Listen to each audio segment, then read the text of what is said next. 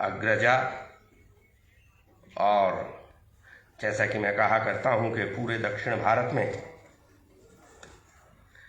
हिंदी के एक वातावरण का, सृजनात्मक लेखन के वातावरण का निर्माण करने में जिन्होंने साहित्य गरिमा पुरस्कार आरंभ करके एक प्रवर्तनकारी कार्य किया है, ऐसी हमारे आज के इस समारोह के इस दूसरे सत्र की नायिका आदरणीय डॉक्टर अहिल्या मिश्र जी, परम आदरणीय बंधुवर डॉक्टर R.S. सर्राजू जी, जिनके संबंध में बस इतना कहना काफी होगा, उससे आप अनुमान लगा सकते हैं उनकी सरलता का और अहिल्या जी और सर्राजू जी के आत्मीय संबंध का, कि डॉक्टर R.S. सर्राजू चूंकि हैदराबाद केंद्रीय विश्वविद्यालय के प्रो वाइस चांसलर हैं, उनकी अपनी व्यस्तताएं और उसमें राज्यपाल के साथ अचानक मीटिंग होने के बावजूद वे अहिल्या जी के प्रति अपना स्नेह और सम्मान प्रकट करने के लिए यहां उपस्थित हुए। ऐसे परम स्नेही बंधु डॉक्टर R.S. सर्राजू जी, जिनका प्रथम सत्र की अध्यक्षता का कार्य अभी तक चलता आ रहा है।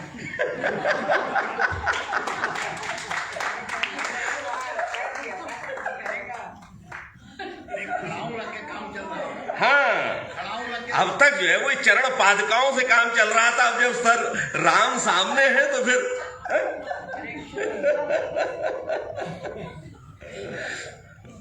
और उनके बगल में विराजे हुए आदरणीय डॉक्टर गंगाधर वानोडे जी, जो बहुत संक्षेप में और बड़ी मार्के की बातें हमेशा करते हैं और दिल से दिल तक पहुंचने वाली बातें करते हैं। और जब से वो हैदराबाद में आए हैं और यहाँ के साहित्यिक जन के साथ, यहाँ की हिंदी बिरादरी के साथ केंद्रीय हिंदी संस्थान का रिश्ता कुछ अधिक आत्मीय हो गया है, ऐसे डॉक्टर गंगाधर वानोडे। आदरणीय अवधेश जी, क्या कहूं, कहा ही जा चुका, उन्होंने कह दिया। अब उनके सामने तो बोलने की हिम्मत नहीं होती। मैं जिन लोगों से बहुत डरता हूं, हाँ, पढ़ने लिखने वाले लोगों से डरना पड़ता है। ये बहुत ज्यादा पढ़ते हैं, उधर प्रवीण हैं और इधर अवधेश जी हैं, पता नहीं है? तो मैं खैर ये तो इसलिए कह रहा हूं कि आप सवेरे से बैठे हुए हैं, गिने चुने रह गए हैं, तो इन्हें बचा के रखना है।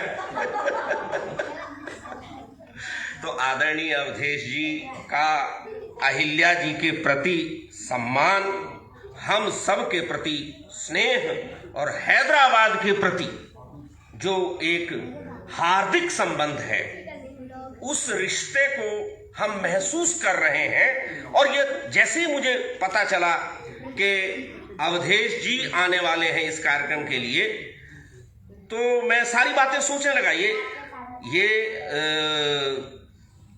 देखने में हमें स्वस्थ दिख रहे हैं, लेकिन थोड़े से अस्वस्थ रहते हैं, और ऐसी अस्वस्थता है जो निरंतर बनी रहती है। ऐसी निरंतर अस्वस्थताओं के बीच में परिवारीजन घर से निकलने की इजाजत नहीं देते, लोकल में भी, और ये तो दिल्ली से आ रहे हैं उनके। तो आदरणीय अवधेश जी, आपका चरण स्पर्श करते हुए हम सब आपके प्रति कृतज्ञता ज्ञापित करते हैं।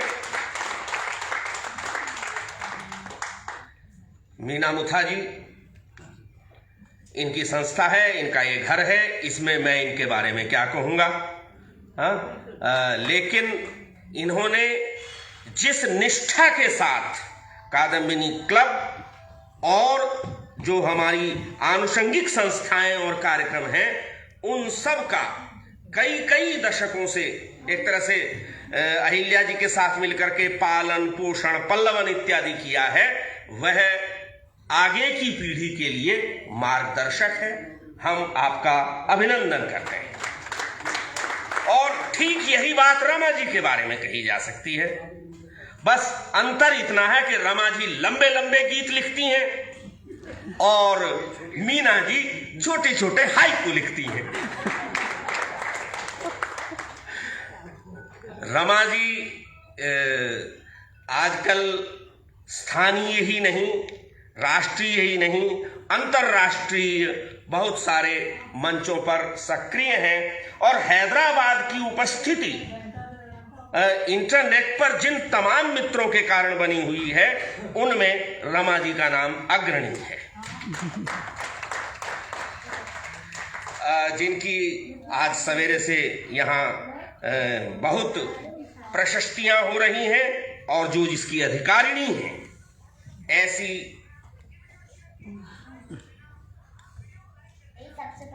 क्यों हत्या कर रहे भाई? दे दो। अब तब तक मैं संबोधन करता रहूंगा। जब आप ये दे देंगे मैं तब बोलना शुरू करूंगा, तब तक संबोधन ही करता रहूंगा। आदरणीय डॉक्टर उषा रानी राव, जब से मैं इन्हें जानता हूं अनेक वर्षों से, पहली चीज तो यह कि इनकी सौम्यता, इनकी सरलता, सहजता, विनम्रता अपने आप प्रभावित करती है।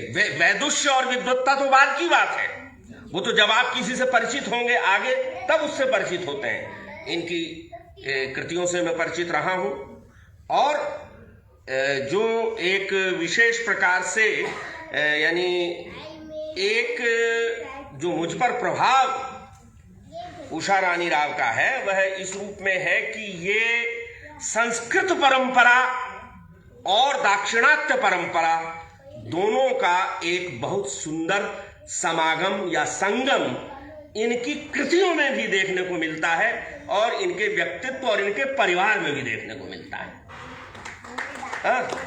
तो ऐसी आज के इस आयोजन, जिनकी पुस्तक की चर्चा अवधेश जी ने भी की, ये देखिए साहित्य तो रचा जाता है, साहित्य गरिमा नाम जब रखा होगा अहिल्या जी ने पता नहीं क्या सोच के रखा होगा, लेकिन अभी बैठे बैठे मैं सोच रहा था जब अवधेश जी बोल रहे थे कि साहित्य सम्मान के योग्य कब बनता है।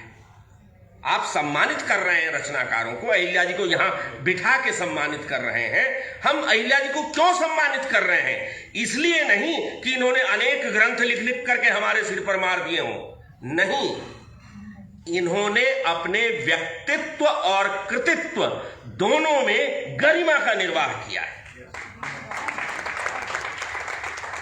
हम कहते हैं साहित्य सौंदर्य की सृष्टि है, लेकिन साथ ही एक बड़ी चीज जो इस सौंदर्य की सृष्टि साहित्य को कालजयी बनाता है वह है उसका गरिमापूर्ण होना, औदात्य, सब्लिमिटी।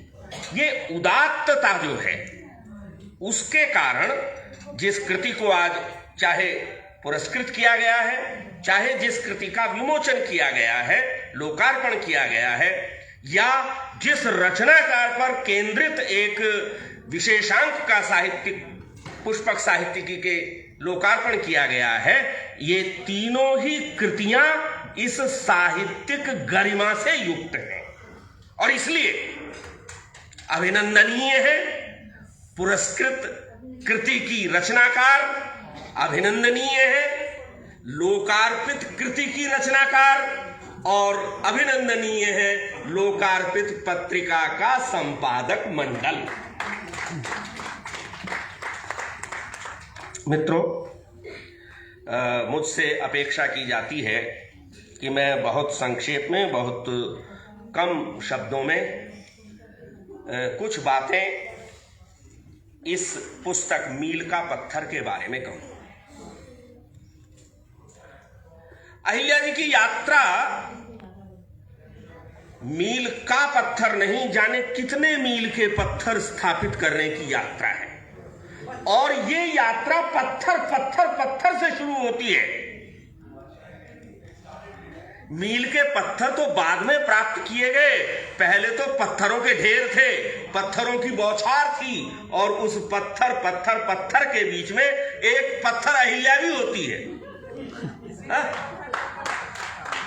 तो अब आप यह देखें कि उस हाँ जी हाँ जी उस 3 पत्थर में एक पत्थर में हाँ एक पत्थर मेरे पतिदेव का कंपनी जो पत्थर की है जी, और एक पत्थर जो पत्थरों को पीसता है। हाँ, ये 3 पत्थर। अब इस तीसरे को याद रखेंगे, पत्थरों को पीस देती हैं। पत्थर ही पत्थर को पीसता है, इसलिए पथरीला होना बड़ा जरूरी होता है। और तभी यह संभव होता है कि आप अपनी यात्रा में एक के बाद एक पत्थर, मील के पत्थर स्थापित करते जाएं। यह जो यात्रा है अहिल्या मिश्र की, इस हैदराबाद में 1969 में इनका पदार्पण होता है। 1969 से आज 23 साल हो गए, सॉरी 53 साल, क्यों सर गणित गलत हो रहा होगा, 53 साल, हाँ 69 से 53 वर्ष से हैदराबाद में रह करके और पूरे के पूरे यहाँ के साहित्यिक वातावरण को गति देते हुए और उसे नेतृत्व प्रदान करने का काम अहिल्या जी ने किया है। और यह पुस्तक उनकी जो है, जिसमें उन्होंने अपने 4 दशकों की साहित्यिक यात्रा के चिंतन एवं मन के प्रतिफलन के रूप में इसे प्रस्तुत किया है। जैसा अवधेश जी ने बताया, इस पुस्तक में 5 खंड हैं। मैं इस पुस्तक के बारे में यह सोच रहा था कि एक चीज होती है विकसनशील साहित्य, कि जो योजनाबद्ध ढंग से ठीक है शुरू किया जाए या न किया जाए, लेकिन स्वतः विकसित होता जाता है। तो समय समय पर अलग अलग संगोष्ठियों में, अलग अलग पत्रिकाओं में, या आत्म जो मंथन है उसके परिणाम स्वरूप जो रचनाएं, जो निबंध डॉक्टर अहिल्या मिश्र ने लिखे, उनसे यह कृति क्रमशः विकसित होते हुए निर्मित हुई है। यह किसी योजनाबद्ध ढंग से कि मुझे इतने निबंध लिखने हैं, इस विषय पर लिखना है, ऐसे नहीं लिखी गई, बल्कि दुनिया के तमाम विषय इस कृति में उन्होंने समेटे हैं। मैं रेखांकित करना चाहूंगा 3-4 शब्दों को डॉक्टर अवधेश कुमार सिन्हा जी के वक्तव्य में से। उद्वेलन, रचनाकार का उद्वेलन जो है, अगर उसके बिना कोई चीज लिखी जाती है, अगर उद्वेलन के बिना कोई चीज लिखी जाती है तो वो जबरदस्ती का लेखन होता है। अहिल्या जी का लेखन वैसा नहीं है। लेकिन एक दूसरी और चीज है, उद्वेलन को अगर ठीक उसी क्षण में लिख दिया जाए तो वह उल्टी हो जाती है। उद्वेलन को पहले अपने आप में संभालना पड़ता है, और संभाल कर, सहेज कर और उसे तराश कर कोई रचनाकार प्रस्तुत करता है, तब वही प्रक्रिया, रचना की भी प्रक्रिया वही है कि पत्थर को पत्थर से पीसा जाता है, और तब ये साहित्य की इमारत तैयार होती है। उसके मील के पत्थर जड़े जाते हैं। और इस उद्वेलन की दृष्टि से, और उद्वेलन और उद्वेग को संभालने की दृष्टि से अहिल्या जी का व्यक्तित्व और कृतित्व और इस पुस्तक की सामग्री जो है वह बहुत सुंदर उदाहरण के रूप में प्रस्तुत किया जा सकता है। उनकी अवलोकन क्षमता की चर्चा, कि चीजों को देखना, सबसे पहली चीज तो ये ऑब्जर्वेशन, चीजों को हम कैसे देखते हैं, किस कोण से देखते हैं, कैसे उसकी व्याख्या करते हैं, और कैसे व्यक्ति की संवेदना को समाज की संवेदना के साथ और समाज की संवेदना को निज की संवेदना के साथ जोड़ते हैं। इसमें कई लेख ऐसे हैं जिनमें कवयित्री ने अपने लेखन के बारे में कैफियत दी है और विवेचन विश्लेषण किया है स्वयं का। उससे पता चलता है कि वे किस प्रकार से जो है संवेदनाओं को ग्रहण करती हैं। तो यह संवेद्यता, संवेदनशीलता जो है वही किसी रचनाकार की कुल जमा पूंजी हुआ करती है, जिस पर आगे यात्रा आगे चलती है, जिससे या एक और चीज अहिल्या जी, जैसा अभी हमने देखा, कह रहे हैं हम कि 50 सालों से लिख रही हैं, लेकिन अहिल्या जी मनोरंजन लिखती हैं क्या? और हम सबको आपको मनोरंजन के लिए बुलाती हैं क्या? नहीं।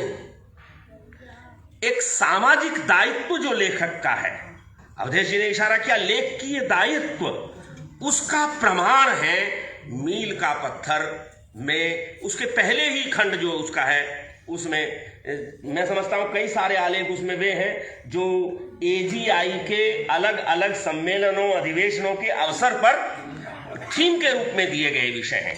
मैं कई बार मुझे लगता है अहिल्या जी नए से नया विषय जब किसी भी सेमिनार या किसी भी अधिवेशन इत्यादि में मिलता है तो वे कूद कर उस विषय पर बोलने के लिए तैयार होती हैं और बाकायदा तैयारी करके जाती हैं। यह भी उनसे सीखने वाली चीज है। वे बिना तैयारी के कभी बोलती हों ऐसा मैंने नहीं देखा, और वो क्या बोलती हैं वह सब इस पुस्तक में है। मैं एक दो उदाहरण आपको दूंगा। उससे पहले जो एक बड़ी बात, एक रचनाकार का जो संकल्प है, हम जानते हैं वो किस प्रकार से तमाम तरह के कहें कि बाधाओं, व्यवधानों, विरोधों, अवरोधों, स्वास्थ्य संबंधी तमाम तरह की समस्याओं पर विजय प्राप्त करके और एक प्रकार से मृत्युंजय बन गई हैं। उसका जो उसकी जो ताकत है वो उन्हें वास्तव में साहित्य से मिलती है। साहित्य से मिलती है, यानी उस साहित्य से जिसे वे रचने के लिए ये कहती हैं कि मैं अंतिम श्वास तक सृजन करते रहना चाहती हूं। ये जो सृजन की, जिसे शिक्षा कहा जाता है, सृजन की इच्छा, यह अहिल्या मिश्र के लेखन में हम विशेष रूप से जो उनका एक गद्य लेखन है इसमें पग पग पर देख सकते हैं। संस्कृति, साहित्य और भाषा, इन तीनों के संरक्षण के लिए जो एक लेखक की ये चिंता है। मैं उदाहरण नहीं दे रहा हूं, इसके निबंधों के नाम मैं आपके सामने ले सकता हूं, फला निबंध में, फला निबंध में, वह न कह करके साहित्य, संस्कृति और भाषा के संरक्षण के लिए एक समर्पित लेखिका के रूप में हम इस कृति में उन्हें देखते हैं, और साथ ही स्त्री सशक्तिकरण की मशाल लेकर आगे चलने वाली एक ऐसी लेखिका के रूप में जिन्होंने स्त्री सशक्तिकरण को कभी नारे की तरह इस्तेमाल नहीं किया। वे हमेशा उसका एक भारतीय जो पारिवारिक स्वरूप है या हो सकता है उसकी समर्थक रही हैं, और जो भारतीय कुटुंब व्यवस्था है उसको संभाले रखने में स्त्री और पुरुष दोनों की भूमिका की वे हमेशा से प्रशंसक रही हैं। ये कुछ बातें इसमें से उभर के पुस्तक में से आती हैं। मैं थोड़ा सा समय लेकर उनके किस किस प्रकार के विचार इस 5 खंडों की पुस्तक में आए हैं उसके उदाहरण आपके लिए पढ़ूंगा अपनी बातों के समर्थन में। डॉक्टर सर्राजू सर ने बड़ी अच्छी बात कही कि देश के निर्माण में साहित्य की भूमिका क्या हो सकती है, इसका इशारा भी हमें इस कृति में से मिलता है। मैं इसके पृष्ठ 50 से कुछ शब्द पढ़ रहा हूं। शब्द निर्माण करता। आप देखिए, रचनाकार के लिए उन्होंने बहुत सोच समझ करके एक शब्द इस्तेमाल किया, शब्द निर्माण करता, यानी सृजनकार अथवा लेखक किसी पुरस्कार अथवा सम्मान को सामने रखकर लेखन नहीं करता। मैंने जानबूझ करके नकारात्मक वाक्य चुना है, लेकिन इसकी ध्वनि जो है वो सकारात्मक है कि रचनाकार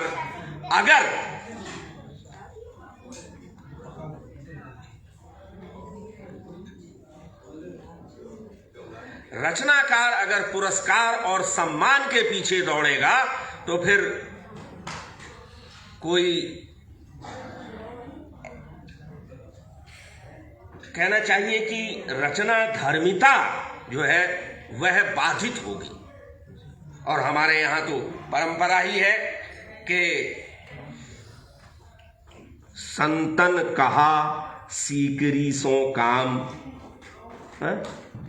आवत जात पनहिया टूटी बिसरी गयो हरि नाम। अहिल्या जी को है, ठीक है, सरकार में और बहुत सारे मंत्रालयों में बड़ा सम्मान प्राप्त है, वे उनसे जुड़ी हुई हैं, लेकिन जो हरि नाम है वो उनसे नहीं छूटता। कारण क्या है कि वे किसी सरकार की प्रतिनिधि होकर नहीं लिखती, किसी पुरस्कार या सम्मान के लिए नहीं लिखती, बल्कि वह लिखती हैं जो उन्हें उद्वेलित करता है। इसका यानी सृजनात्मक मेधा के विकास का पुरस्कार या सम्मान से कोई संबंध नहीं होता। सृजनात्मक मेधा का विकास यथार्थ की समझ में और उसके सबसे बड़े पहलू को पकड़ने पर निर्भर करता है। अपने जीवन के साथ लेखक का संबंध मुख्यतः जीवन के अनुभवों पर निर्भर करता है। यानी आपने देखा कि लेखिका ने एक प्रकार से जीवनानुभव को रचना का केंद्र माना और रचनाकार को मूलतः शब्द निर्माण करता माना है। फिर दूसरी चीज, मेरे विचार से लेखक भगवान या देवता या त्राण दिलाने वाला मसीहा नहीं होता। प्रायः हम लेखक से उम्मीद करते हैं कि वो सारी समस्याओं के समाधान बता दें। मनुष्यों की समस्याओं के समाधान बनाने के लिए ही तो ये जो है बहुत सारी दूसरी संस्थाएं रखी गई हैं, जिन्हें आप राजनीति और वगैरह वगैरह वगैरह कहते हैं, प्रशासन कहते हैं। समस्याओं का समाधान बताना नहीं बल्कि जागरूक बनाना, ये काम साहित्य का है। एक बार आप जागरूक हो गए तो हर आदमी अपना समाधान खोजता है। तो देखिए, अगर रचना समाधान देने लगती है तो वह रचना नहीं रहती, किसी संस्था का मैनिफेस्टो बन जाती है। और हमारे साहित्य के साथ ये कहना चाहिए कि दुर्घटना हुई है, जब रचनाएं किसी पार्टी का या किसी कहें कि संस्था का मुखपत्र बन जाती हैं या माउथपीस बन जाती हैं। मेरे विचार से लेखक भगवान या देवता या त्राण दिलाने वाला मसीहा नहीं होता, किंतु लेखक अपने प्रश्नों से, अजीत जी, किंतु लेखक अपने प्रश्नों से साहित्य में जिन परिस्थितियों को पाठक के सामने लाता है, उनसे समाज को दृष्टि मिल जाए तो लेखक के दायित्व का निर्वहन हो जाता है। इस तरह से हम परिस्थितियों का खुलासा करके रखें कि समाज को उससे स्वयं दृष्टि मिल जाए, न कि हम उसे कहें कि नहीं इस तरीके से चलो। नहीं, ये जिसे आप कहते हैं कि कांता संहितोपदेश, इसी का नाम है। ये गुरुपदेश नहीं है, ये राज्योपदेश नहीं है।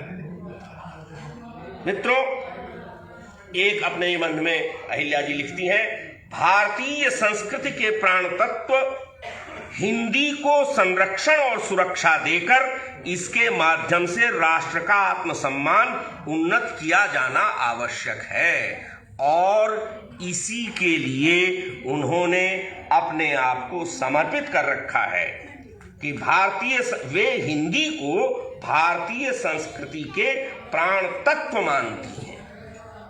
और अपने आप को, अपने जीवन को और अपने लेखन को उन्होंने इसी के लिए समर्पित किया हुआ है। बड़ी तेजी से बहुत सारे पन्ने में पलट करके आगे पहुंचता हूं। स्त्री लेखन, ये जो पुरस्कार है, साहित्य गरिमा पुरस्कार, यह भी महिला रचनाकारों के लिए ही है। या जो एक बहुत पहले संपादित पुस्तक उन्होंने निकाली थी महिला कहानीकारों की, क्या नाम था उसका, जिलानी बानोनी जी ने शायद जिसका लिखा था, और हिंदी भाषी महिला कथाकार जी। तो आरंभ से ही उनकी, जबकि महिला विमर्श या स्त्री विमर्श जैसी शब्दावली चली नहीं थी, तब से उनका ध्यान इस बात पर रहा अपने जीवनानुभव के कारण कि स्त्रियों की अभिव्यक्ति को अवसर मिलना चाहिए। और वो कहती हैं, स्त्री के लेखन में एक आधी अधूरी स्त्री से लेकर एक संपूर्ण स्त्री का दर्शन स्वयं एक स्त्री ही अपनी संपूर्ण संवेदना सहित कर सकती है, जिसे आप कहते हैं स्वानुभूति। चाहे स्त्री का आधा अधूरापन हो और चाहे उसकी परिपूर्णता हो, जो उसकी, जिसे कहते हैं आपके ब्रह्म जैसी परिपूर्णता है स्त्री की, उसकी दोनों ही चीजों को अपनी संपूर्ण संवेदना सहित स्त्री ही उसका दर्शन कर और करा सकती है। स्त्री होने एवं अक्षमता युक्त जीवन जीने का दर्द, ध्यान से सुने, स्त्री होने और अक्षम, स्त्री है लेकिन हमने उसे अक्षम बना के रख दिया है। सक्षमता के बजाय अक्षमता उसके ऊपर लाद दी जाती है। अक्षमता युक्त जीवन जीने का दर्द, चुप रहने का मर्म, परिवार या घर समाज में व्यक्ति का बंटवारा, रिश्तों की चादर के अंदर छुपी स्त्री की कसमसाहट, मन के गुलशन में स्वप्नों के खिलते गुलाब और पांव में मर्यादाओं की जंजीर। फिर से पढ़ूंगा इस एक वाक्य को। स्त्री होने एवं अक्षमता युक्त जीवन जीने का दर्द, चुप रहने का मर्म, परिवार या घर समाज में व्यक्ति का बंटवारा, रिश्तों की चादर के अंदर छिपी स्त्री की कसमसाहट, मन के गुलशन में स्वप्नों के खिलते गुलाब और पांव में मर्यादाओं की जंजीर, सभी कुछ उसकी सोच एवं चिंतन में पांव पसारते हैं। इनके बीच डूबती उतरती तैरती स्त्री जब कलम उठाती है तो कलम की नोक से संवेदना, स्वतंत्रता, स्वच्छंदता, साहस, स्वाभिमान, स्वविवेक सारे सहन से उत्पन्न भावधारा पर विचारों की गंगा एवं संकीर्ण नाले आदि प्रवाहित होने लगते हैं। देखिए, विचारों की गंगा भी है तो संकीर्णता के नाले भी प्रवाहित होने लगते हैं और इस प्रवाह में कई बार सीमाएं पीछे छूट जाती हैं और सच का अवगाहन होता है।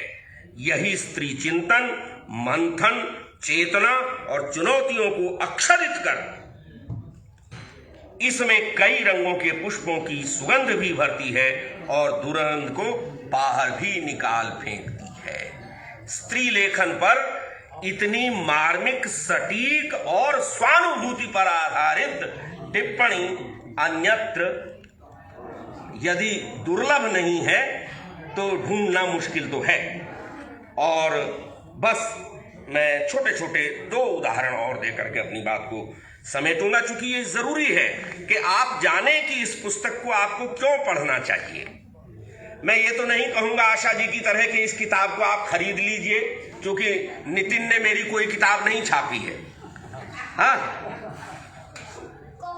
एक किताब छापी थी इनके पिताजी ने, जिसका नाम है स्त्री सशक्तिकरण के विविध आयाम, और वो देश भर में पहुंची, लोगों ने बहुत पसंद की। वह अहिल्या जी को समर्पित अभिनंदन ग्रंथ है। हाँ, हम चाहेंगे कि नितिन जी आज यहां ये वायदा करके जाएं कि उस पुस्तक का नया संस्करण में प्रकाशित करेंगे। मित्रों, अहिल्या जी की इस पुस्तक में एक बड़ा, जिसे कहें कि लीक से हटा हुआ सा लेख है, निबंध है, बड़ा लंबा निबंध है, जो इतिहास, वर्तमान, अर्थशास्त्र, राजनीति और साहित्य सबको अपने में समेटे हुए है, और वह है गिरमिटिया मजदूर एवं शक्कर उद्योग। गिरमिटिया मजदूर एवं शक्कर उद्योग, इस लेख को मैं इसका जो परिचय है वो नहीं दे रहा हूं आपको, बल्कि इसका जो निष्कर्ष है वह आपके समक्ष रख रहा हूं। आप जानते हैं कि भारत से 20वीं शताब्दी के आरंभिक दशकों में अनेक मजदूरों को ढो ढो करके फिजी, सूरीनाम, मॉरिशस इत्यादि क्षेत्रों में ले जाया गया, और वहां उन्होंने गन्ने की खेती की, और उस शक्कर उद्योग का जो है आज दुनिया भर में डंका बजता है, और वह भारत से गए हुए एग्रीमेंट वाले, गिरमिटिया एग्रीमेंट जिनका किया गया था, ऐसे मजदूरों की बदौलत है। गन्ना और गिरमिटिया एक दूसरे से गड्ढमड्ढ ही नहीं, उपनिवेशवाद और भारतीयता भी एक दूसरे में समाविष्ट है। बहुत गहरी टिप्पणी है। उपनिवेशवाद और भारतीयता भी एक दूसरे में गड्ढमड्ढ है, समाविष्ट है। अभी तक भी हम उस उपनिवेशवाद से बाहर नहीं निकल पा रहे हैं। भारतीयता को उपनिवेश की मानसिकता से मुक्त होकर के अपनी जो पहचान बनानी है, उसकी तरफ ये इशारा है। भारत के ये शोषित, दमित लोग विदेशों में भारतीय संस्कृति का एक पूर्ण अध्याय लिखते हुए अपनी संस्कृति को जीवित रख आधुनिकता एवं वहां की संस्कृति में घुल मिल गए इत्यादि। इससे ये मैं उदाहरण इसलिए दिया कि इससे हमें अहिल्या मिश्र के सोच का फलक कितना विस्तृत और प्रशस्त है इसका अनुमान होता है। जो लोग कुछ दशक पहले ये कहते थे कि महिला लेखन जो है वो भरवा करेला और आलू के पराठे बनाने तक शामिल है, अहिल्या मिश्र का मील का पत्थर उन्हें चुनौती देने वाली कृति है। और इसके अंतिम पृष्ठ पर मैं इनकी समकालीनता और जागरूकता को अंडरलाइन करना चाहूंगा। आज की समस्या जो इस देश की भी समस्या है और दुनिया की भी समस्या है और भविष्य की समस्या है, पानी। पानी प्रकृति की अनमोल देन है। पानी, विश्लेषकों का मानना है कि होली पर जितना पानी फेंका जाता है उतने पानी से पूरा देश एक सप्ताह तक रोजमर्रा की जरूरत पूरी कर सकता है। संपूर्ण विश्व के साथ हमारे देश में भी पानी की समस्या दिन प्रतिदिन बढ़ रही है। यही मैं कह रहा था कि आप समस्या को खोलकर रख दें पाठक के सामने और वो स्वयं प्रेरित हो कि हाँ, यहां तो वह बात कही है जिसे मुझे अपने आचरण में उतारना चाहिए। अकाल की घोषणा के साथ शुद्ध पेयजल की आपूर्ति नहीं हो पा रही है। जब हम पानी की समस्या से जूझ रहे हैं, ऐसे में इतना पानी नष्ट करने का क्या औचित्य है। और रहीमन के बजाय मैं कहूं, अहिल्या पानी राखिए, बिन पानी सब सून, और पानी गए ने उबरे, मोती मानुष चून। अहिल्या जी ने इस आब वाले शहर में रहकर, आब, मोतियों की आब, और आब पानी भी है, अपनी रचनाओं के जो मोती रचे हैं, उनकी जो आब, उनका जो पानी है, उस पानी का ही यह आकर्षण है कि हम सब यहां उस पानी के साथ पानी की तरह मिलकर पानी पानी हो रहे हैं। और मैं समझता हूं कि आज अजीत जी अपनी पानी वाली वो कविता जरूर सुनाएंगे। मित्रों, मैंने जानबूझ करके थोड़ा सा ज्यादा समय लिया है। हालांकि घर से बेटी ने मुझे कहा था कि ज्यादा मत बोलना आप। अहिल्या जी के मंच पर पहुंचते ही आप ज्यादा बोलने लगते हैं और फिर आकर के यहाँ फिर आप दवाई खाने के लिए कहेंगे। हाँ, तो खैर शायद मुझे दवाई नहीं खानी पड़ेगी। हाँ, और बहुत बहुत बहुत धन्यवाद हमारे इस मंच के सभी संयोजकों, सभी मित्रों, मंचासीन सभी विद्वानों जिन्होंने मेरी इस कहें कि चपलतापूर्ण जो मेरी बातें हैं उन सब को इतने स्नेहपूर्वक आशीर्वाद देते हुए सुना। आप सबके प्रति प्रणाम निवेदित करता हूं और संचालक डॉक्टर बालाजी को धन्यवाद देते हुए मंच वापस सौंपता हूं।